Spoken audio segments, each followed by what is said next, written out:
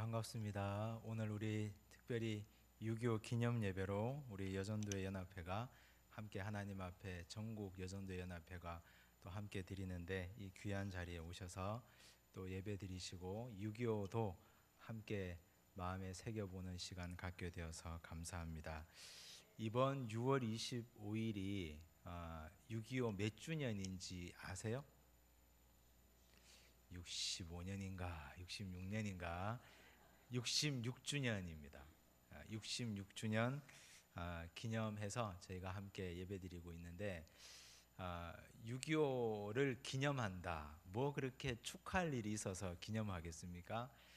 이건 축하한다는 의미가 아니라 기억하자, 그리고 또 돌아보자, 그리고 우리가 함께 믿는 분들이, 하나님의 백성들이 다시는 이런 일이 이 한반도에 일어나지 않도록, 또 한반도뿐만이 아니라 우리 이 전 세계에, 세계 열방에 이런 일이 없도록 우리가 함께 기도하고 또 마음을 모으자 하는 그런 의미인 줄로 믿습니다. 저희가 또 수요일마다 함께 교회에 대한 말씀을 나누고 있습니다. 오늘은 교회 훈련 가운데 친교에 대해서 함께 나누려고 합니다.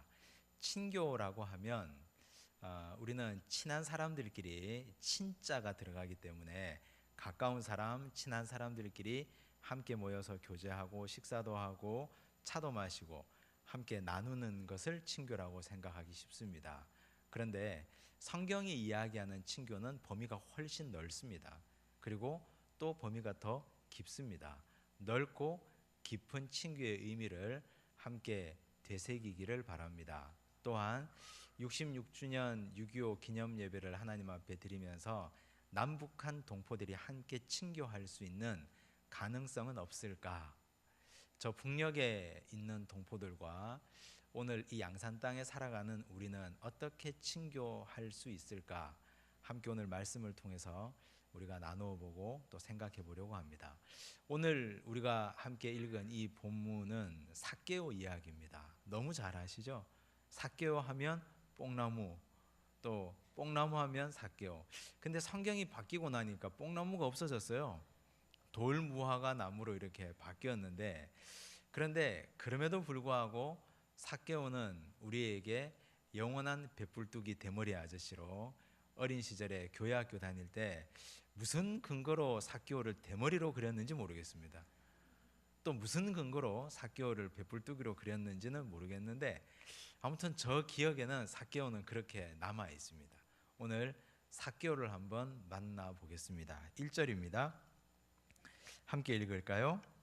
예수께서 여리고로 들어가 지나가시더라. 한번 상상해 보십시오. 지금 예수님과 예수님을 따르는 무리들, 예수님의 제자들이 함께 이렇게 막 함께 대열을 이루어서 다니고 있습니다.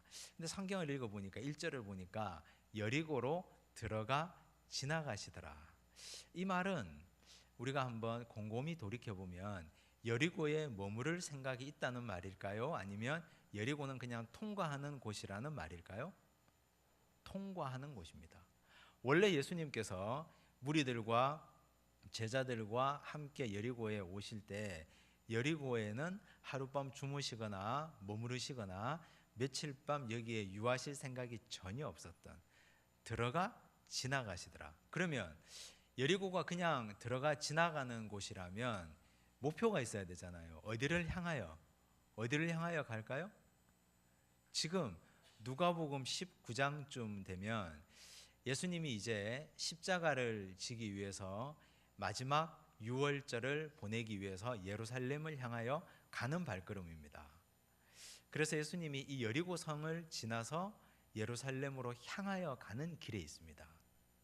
나중에 우리가 지도를 볼 기회가 있으면 좋은데, 팔레스타인을 남과 북으로 가로지르는 강이 있죠. 무슨 강입니까? 요단강이죠. 요단강이 있는데 그 요단강을 요단강 동쪽에서 건너오면 첫 번째 만나는 성이 여리고성입니다. 그래서 그 옛날 이스라엘 백성들이 가나안 땅을 정복할 때 요단강을 건너서 첫 번째 정복한 성이 여리고성이었잖아요. 그래서 요단강을 건너면 첫 번 만나는 성이 여리고성이고, 그래서 여리고성은 예루살렘으로 향하여 가는 길목에 있었습니다. 사람들은 수도 예루살렘으로 가려면 강을 건너왔고, 강을 건너서 여리고성을 지나서 예루살렘으로 갑니다. 그래서 그 여리고는 굉장히 번창하고 사람도 많았습니다. 예수님도 예외가 아니어서 여리고를 지나서 예루살렘으로 향하여 가고 있었습니다. 굉장한 대업을 앞두고, 큰 일을 앞두고 여리고를 지나서 예루살렘으로 가는 그 길, 예수님의 발걸음이 어떠했을까요? 예수님을 따르는 제자들과 예수님의 마음, 제자들은 아직까지 예루살렘에 입성하기 전이었으니까 좀 들떠 있었겠죠. 이제 예루살렘에 들어가면 로마를 뒤집고 우리가 정치적인 해방을 이룰 것이다라는 기대감도 제자들에게 있었을 텐데, 예수님은 그 마음에 십자가에 대한 부담감도 있고 또 기쁨도 있고 감사도 있고, 이제 내가 이 땅에 온 내 목적이 끝을 향하여 달려가는구나. 그러면서 여리고는 지나가는 곳입니다. 이걸 1절에서 들어가 지나가시더라 이렇게 표현하고 있죠. 한데 예상치 않았던 한 사람을 만납니다. 2절과 3절 함께 읽을까요? 삭개오라 이름하는 자가 있으니 세리장이요 또한 부자라. 그가 예수께서 어떠한 사람인가 하여 보고자 하되 키가 작고 사람이 많아 할 수 없어. 삭개오라는 사람을 소개하고 있습니다. 삭개오는 첫 번째 어떤 사람입니까? 세리장입니다. 세리장인데 그냥 세리가 아니고 세리장이에요. 어느 성에요? 여리고성에. 여리고성의 세수가 얼마나 될까요? 1년에. 여리고성은 무역으로 큰 도시고 예루살렘으로 향하여 가는 길에 사람들이 굉장히 북적이는 곳입니다. 아무튼 큰 도시예요. 근데 거기에 세리 중에 장입니다. 세리 중에 장. 세무공무원인데 세무서장쯤 되는 사람, 그런 사람이죠. 그런데 이 사람을 또 다르게 소개하는 것은 세리장이요 또한 부자라. 정직하게 월급 받아서 부자로 살 수 있습니까? 세금 거두는 사람이? 세금 걷는 사람이 그냥 월급만 가지고 부자라는 말을 달고 살 수 있냐고요. 세리장인데 부자다. 뭔가 언밸런스하죠. 그러니까 이 사람이 어떤 인생을 살아왔는지를 우리는 미루어 짐작할 수 있습니다. 그 당시 로마가 피지배국에 세금 거두는 방법은 아주 특별했습니다. 이를테면 여리고성 같은 데를 보면 거기에 인구가 나오잖아요. 그리고 거기에 1년의 교역량이 있잖아요. 그러면 로마에서는 세금을 정해줍니다. 세리장에게 1년에 얼마의 세금을 거둬서 바쳐라. 대신에 10배를 거두어서 90%를 네가 먹든 100배를 거두어서 99%를 네가 먹든 그건 네 능력이다. 그렇게 그냥 방임했습니다. 그리고 세리들을, 동족들을 세웠습니다. 서로 갈등을 부추기는 거죠. 로마 사람들은 절대 거기에서 세리나 세리장을 하지 않습니다. 돈에 눈먼 사람들, 팔레스타인 사람, 돈에 눈먼 이스라엘 동족이 유대인이 유대인의 피고름을 빨아먹습니다. 삭개오도 예외는 아니어서 이제 세리장으로 살면서 로마가 정한 세금보다 더 많은 걸 걷겠죠. 그래서 부자가 됐겠죠. 이 사람의 인생이 어떠했는지 미루어 짐작하고 남음이 있습니다. 근데 부자는 다 할 수 있잖아요. 요즘 뭐 돈으로 안 되는 게 있습니까? 다 되던데. 돈이면 다 되는 세상인데, 그래서 사람들이 그렇게 돈을 벌려고, 그래서 사람들이 돈에 그렇게 혈안이 되어 있습니다. 삭개오 시대 때도 아마 돈으로는 다 된 것 같습니다. 그래서 이 사람이 동족의 등을 치고 피를 빨아먹는 일을 서슴지 않고 했는데, 그런데 부자인데 3절에 보니까 뭐라고 표현합니까? 3절 끝에 할 수 없어. 부자인데 할 수 없는 게 있다니까요. 돈이 많은데, 여리고 성에서 세금 걷는 사람 중에 장인데 할 수 없는 게 있어요. 무엇을 못합니까? 그가 예수께서 어떠한 사람인가 하여 보고자 하되. 예수를 만나고 싶은데 할 수 없는 거예요. 부자인데. 아무리 부자면 뭐 합니까? 예수님을 못 만나는데. 부자인데도 할 수 없는 일이 있습니다. 삭개오가 가졌던 장벽입니다. 근데 이 삭개오가 가졌던 장벽인데 예수를 못 만났던 눈에 보이는 장벽 두 가지를 얘기해요. 키가 작고 사람이 많아. 얼마나 작았는지 모르겠습니다. 뭐 저만큼 했는지 저보다 작았는지 모르겠는데 아무튼 키가 작았어요. 예수를 만나고자 하는데 만날 수가 없어요. 자, 부자인데 자기의 키는 한 뼘도 더 크게 할 수 없는 그런 한계 가운데 살아가는 삭개오. 그리고 예수님도 만날 수 없는 삭개오. 사람이 많아 할 수 없다.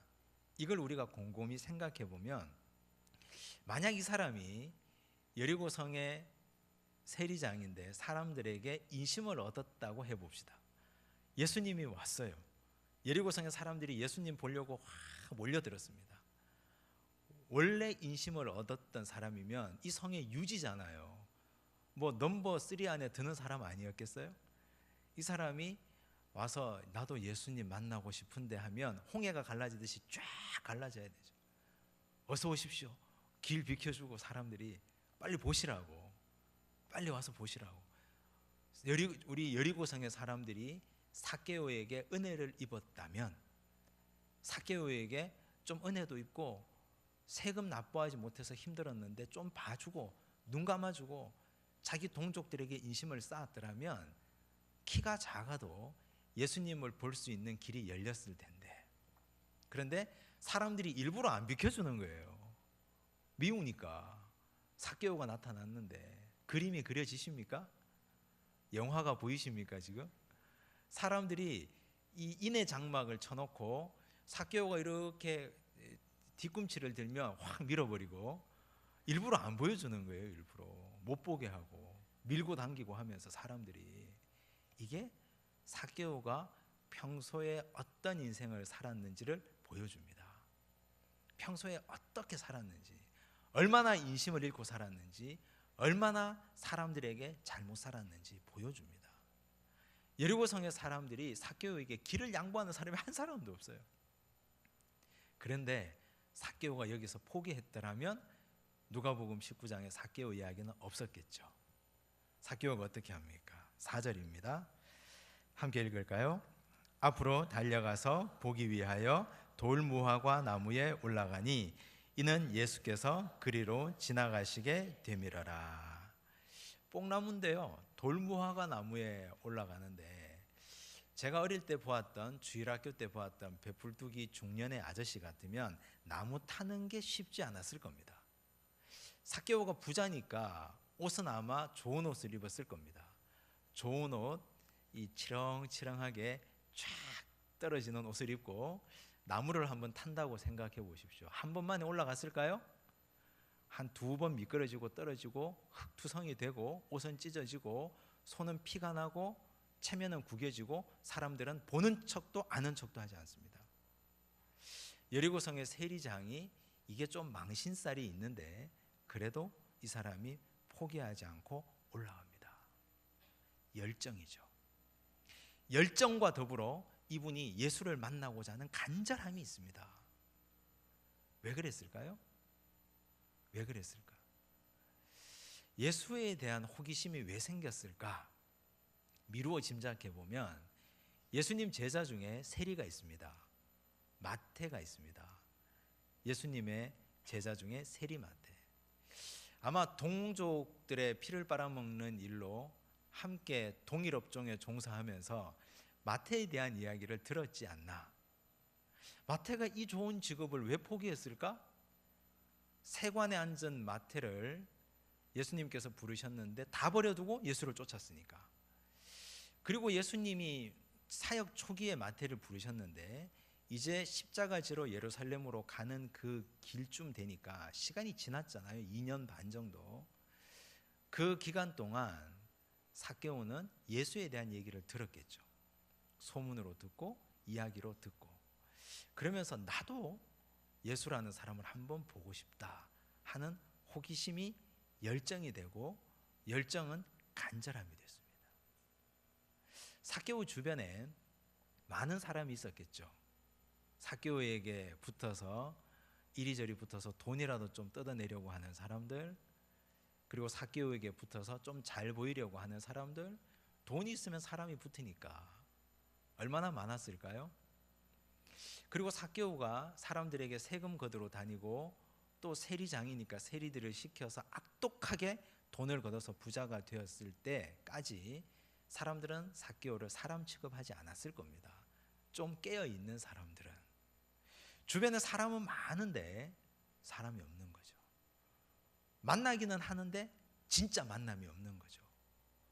매일같이 사람들 틈바구니 가운데에서 여리고 성의 수많은 사람들과 어울려 살아가는데 진정한 만남이 없는 거죠.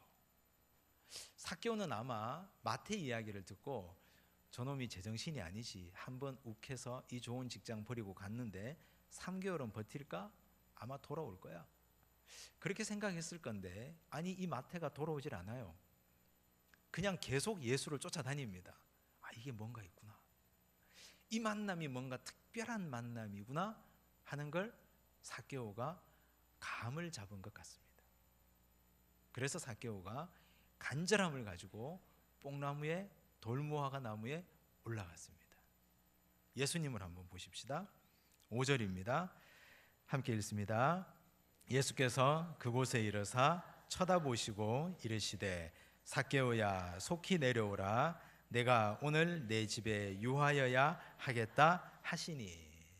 저는 이 장면을 읽을 때마다 연속극에 아주 하이라이트가 쫙 올라갈 때 마지막에 딱 끝날 때 있잖아요. 다음 이 시간에 할 때, 그때 화면이 두 개로 쫙 이렇게 갈라집니다. 갈라지면서 출생의 비밀을 안 딸의 눈과 그 비밀을 들킨 엄마의 눈이 서로 딱 마주치면서 화면이 쪼개져요. 그리고 다음 이 시간에 기대가 되잖아요. 근데 그 눈빛 연기가 예술입니다. 그 눈빛 연기를 어떻게 하느냐에 따라서 드라마가 살고 죽기도 하죠. 눈빛 연기를 잘 해야 진짜 영혼이 담긴 배우잖아요. 근데 여기 보시면 예수께서 그곳에 이르사 쳐다보시고, 예수님의 눈길을 한번 상상해 보십시오. 어떤 눈으로 보셨을까요? 삭개오는 지금 돌무화과 나무에 올라가서 손에 피투성이가 되고 옷은 찢어지고 흙투성이가 되어가지고 예수님을 보고 있습니다. 삭개오의 눈, 예수님의 눈, 그 눈이 서로 마주쳐요. 그 눈이 서로 만나요. 만약 여러분이 이걸 영화로 만든다면 어떤 배우를 캐스팅하고 싶습니까? 누구를? 예수 역의 누구? 삭개오 역의 누구? 한번 옆에 쳐다보고 삭개오 눈빛 한번 해보실래요?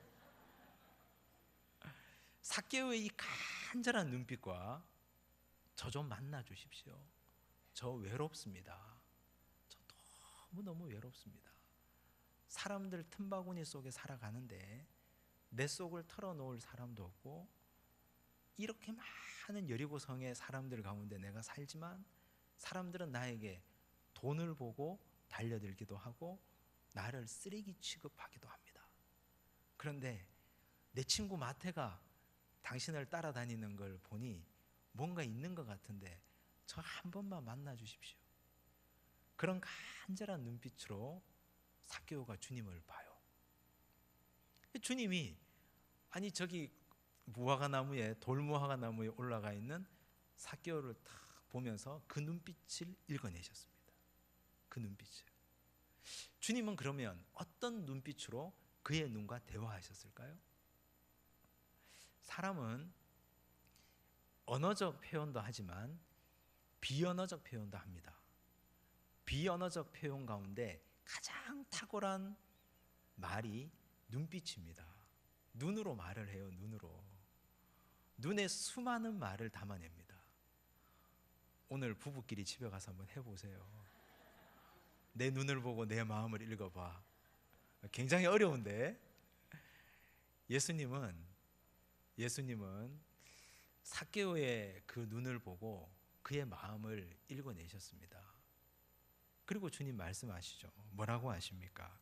삭개오야 속히 내려오라. 내가 오늘 내 집에 유하여야 하겠다 하시니. 이건 1절에 여리고로 들어가 지나가시더라 하는 걸 뒤집는 말씀입니다. 원래 예수님은 여리고에 들어가서 유할 생각이 없으셨어요. 여리고는 그냥 지나가는 곳입니다. 여리고를 지나서 빨리 십자가 지로 예루살렘으로 가셔야 돼요. 지금 예루살렘에 가서 내가 유월절 어린 양으로 십자가를 지고 달려 돌아가고 죽어야 온 인류의 구원을 이룰 수 있습니다. 한데 그 눈빛을 보고 차마 못 가시는 거예요. 외로워하는 그 눈빛, 간절한 눈빛, 열정이 담긴 눈빛, 한번 나도 인간다운 대접을 한번 받고 싶다는 그 눈빛, 저 내 친구 마태는 되고 왜 나는 안 됩니까 하는 그 눈빛을 보고 예수님은 그냥 갈 수 없었던 거예요. 내려오라, 내가 오늘 네 집에 유하여야 하겠다. 이게 친교입니다. 이게 교제예요. 이게 만남이고. 우리는 굉장히 일중심적이에요. 제가 늘 반성을 하는데 목사도 일중심적이에요. 뭐 그리 바쁘다고 앉아서 밥 한 끼 먹을 시간도 없고 앉아서 차 한잔 할 시간도 없다고 하는지 모르겠습니다. 뭐 그리 바쁘다고. 우리가 바쁘면 예수님처럼 바쁩니까? 우리가 바쁘면 십자가 지는 예수님처럼 그런 중요한 일을 우리가 하고 삽니까? 기껏 해봐야 돈 한 푼 좀 더 벌려고 먹고 사는 일에 바쁜데, 예수님은 십자가 지는 예루살렘으로 가는 그 발걸음까지도 하루 그냥 멈추어 세우시고, 내가 오늘 네 집에 하룻밤 자자. 내가 너 눈빛 보니 못 가겠다. 그냥 하루 자자. 예수님이 교제를 하시는 겁니다. 우리가 바쁘다 하는데, 우리가 힘들다 하는데 뭐 때문에 바쁜지 모르겠습니다. 뭐 때문에 바빠서 우리 주변에 있는 사람의 눈빛 하나 못 읽어내는지 모르겠습니다. 내 가족의 눈빛, 한번 따뜻한 차 한잔 함께 30분만 나눕시다. 한번 내 손 한번 잡아주십시오. 목사에게 한번 신방 한번 해주십시오 하는 그 어르신 노인의 눈빛을 왜 읽어내지 못하는지 모르겠습니다. 왜 읽어내지 못하는지. 무엇 때문에? 앞으로 우리가 바쁘다고 하려면 예수님보다 더 바쁜지 한번 생각해 보셔야 됩니다. 우리가 힘들다고 할 때는 예수님보다 더 힘든지 생각해 보셔야 되겠습니다. 예수님이 얼마나 큰 십자가를 지고 지금 예루살렘을 향하여 가는데 멈춰 서시고, 내가 오늘 네 집에 유하여야 하겠다. 이게 친교고 이것이 교제입니다. 우리 주변에, 우리 교회 공동체 안에, 우리 교회에서 함께 내 손을 기다리고 있는 새가족들, 또 어르신들, 연약한 분들, 힘들고 아프고 어려운 인생을 사시는 분들, 그분의 눈빛을 쳐다볼 수 있기를 바랍니다. 친교가 일어나려면 이 눈빛의 만남이 있었던 것처럼 만남이 있어야 됩니다. 제가 좋아하는 어린 왕자, 생텍쥐베리가 쓴 어린 왕자에 보면, 어린 왕자가, 다 읽어보셨죠? 어린 왕자가 사막에서 뱀을 만나요. 사막이니까 어린 왕자가 뱀에게 이렇게 얘기합니다. 여기는 사람이 너무 없어. 그래서 외로운 것 같다. 그러니까 뱀이 이렇게 얘기하죠. 사람이 많은 것도 외롭긴 마찬가지야. 저자가 얘기하고자 하는 것은 사람이 많아서 외롭지 않고 사람이 없어서 외롭고가 아니라 만남이 없어서 외롭다는 거죠. 만남이 없어서. 만남이 없는 세상. 근데 만남이 있잖아요. 얼굴 대하고 만나잖아요. 만나는데 우리는 만남이 없는 세상을 살고 있습니다. 그걸 우리는 사막이라고 얘기합니다. 사람은 많은데 마치 사막에 사람이 하나도 없는 것처럼 그런 만남이 없는 무의미한 교제도 없고 친교도 없는 인생을 살고 있습니다. 우리 파리 지하철 공사를 할 때 시를 공모했는데요. 그때 약 8,000명의 사람들이 시를 냈습니다. 그 중에 1등한 시가 있습니다. 사막이라는 시입니다. 오르텅스 블루라는 사람이 낸 시인데 아주 짧은 시죠. 볼게요. 그 사막에서 그는 너무도 외로워 때로는 뒷걸음질로 걸었다. 자기 앞에 찍힌 발자국을 보려고. 끝입니다. 이게 한번 더 읽어볼까요? 그 사막에서 그는 너무도 외로워 때로는 뒷걸음질로 걸었다. 자기 앞에 찍힌 발자국을 보려고. 절절하지 않습니까? 이게 진짜 사막이 아니라 오늘 우리네 도시에 살아가는 우리네 인생을 얘기하는 거죠. 오늘 이 시대 사람들이 왜 스마트폰만 가지고 끼고 삽니까? 왜 SNS에 자기 옛날 사진 올리고 그것만 가지고 거기 좋아요 달리는 거 보고 거기에 댓글 달리는 걸 보고 열광합니까? 외로우니까. 자꾸 뒷걸음질 치면서 자기가 옛날에 걸었던 찍어두었던 발자국만 보고 싶은 거예요. 그렇게 살아가는 거죠.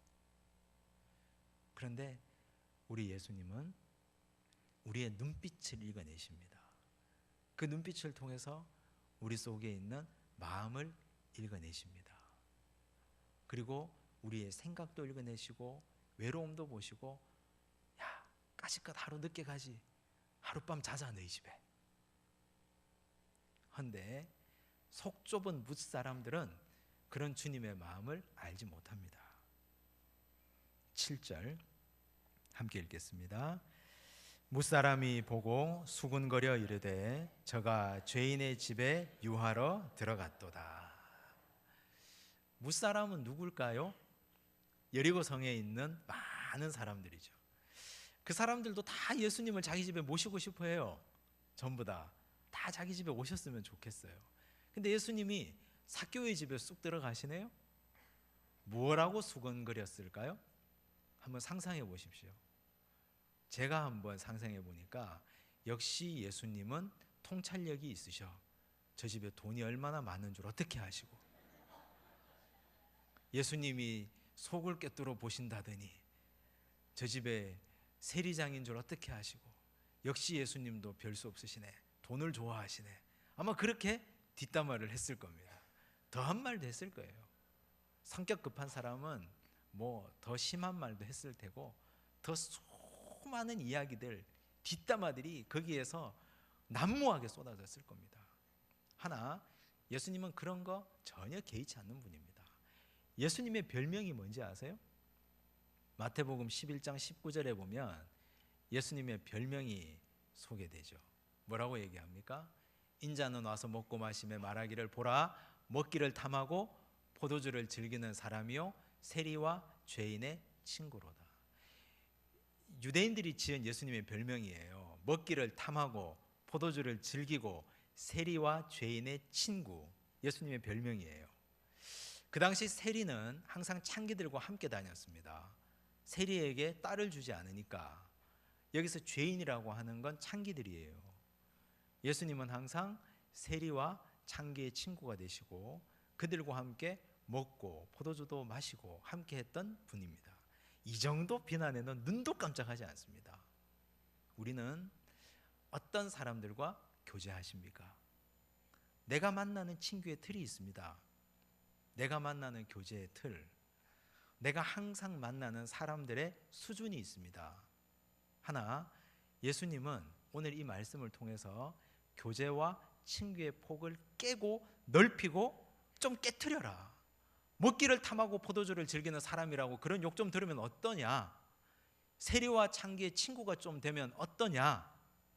이렇게 말씀합니다. 교회 공동체에서 일주일이면 한번 집에 가서 써보세요. 월요일 만난 사람, 화요일 만난 사람, 교인들 중에. 그래서 월요일부터 주일까지 내가 오늘 만나고 이야기하고 밥 먹고 차 마신 사람. 아마 모르긴 몰라도 똑같은 사람을 한 6번을 만날걸요. 월요일은 목사님처럼 쉬고 화, 수, 목, 금, 토, 주일 해가지고 계속 폭을 한번 넓혀보세요. 거기에 나하고 전혀 다른 사람, 나하고 전혀 색깔이 다른 사람, 나하고 전혀 맞지 않는 사람, 저 사람이 저런 사람하고도 어울리네 하는 사람, 그런 분들과도 밥도 한번 먹어보고 차도 한번 마셔보세요. 뭐 어떻습니까? 누가 뭐라고 하든. 예수님도 이렇게 하시는데, 오늘 우리가 친교라고 하는 건 예수님의 별명처럼 우리도 그런 별명을 갖는 겁니다. 잘 먹고 잘 마시고 세리와 장기의 친구가 되는 것. 예수님이 이제 구원을 선포하시죠. 9절입니다. 함께 읽습니다. 예수께서 이르시되 오늘 구원이 이 집에 이르렀으니 이 사람도 아브라함의 자손임이로다. 여기서 저는 한 자에 주목합니다. 어디에 주목할까요? 이 사람 도. 근데 이걸요, 그 원어 성경에 보면 아주 이 원어 성경을 우리 한글 성경이 잘 번역해 뒀어요. 원어 성경에 보면 카이라고 되어 있습니다. 카이는 역시, 또한 이런 뜻이에요. 이 사람 또한 강조하거든요. 이 사람 또한 아브라함의 자손이다. 너희들은 이 사람 삭개오를 관로 밖에 내놓았지만 나는 관로 안에 넣는다. 누구의 관점입니까? 하나님의 관점이고 예수님의 관점이에요. 교제의 범주 안에, 친교의 범주 안에 이 사람도 카이, 역시 또한 아브라함의 자손이다. 너희들은 아예 내놓은 사람이지만 나는 이 사람의 눈빛을 보고 함부로 지나갈 수 없었고, 이 사람도 하나님이 창조하신 피조물이요 외로운 사람이다. 내가 이 사람과 함께 먹고 마시는 것이 뭐가 잘못이냐? 이 사람에게 구원을 선포하는 것이 왜 잘못되었느냐? 예수님의 일가리집니다.